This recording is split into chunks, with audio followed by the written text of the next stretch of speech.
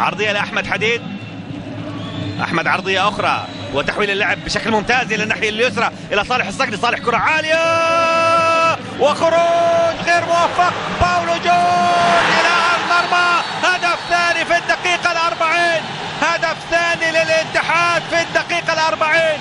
باولو جورج يأتي بالكرة بعد تحويل رائع من أحمد حديد لدفة اللعب للناحية اليسرى إلى صالح الصقري. يرفع صالح الصقري الكرة العرضية.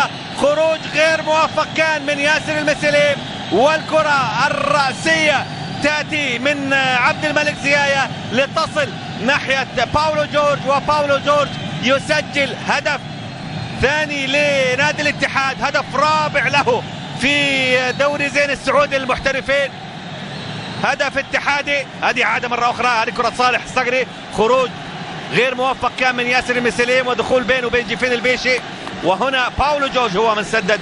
باولو جورج هو من وضعها في سقف المرمى تماما، وهدف بعيد حتى عن تمكن نيكولا بيتكوفيتش في ابعاد هذه اللقطة. عندما لا تسجل يسجل فيك تماما. هذا ما حدث في هذا اللقاء، وتأتي الكرة بعد خروج غير موفق من ياسر المسليم وتداخل بينه وبين المدافع جيفين البيشي، وباولو جورج يضع كرة في حلق المرمى تماما. هدف رائع.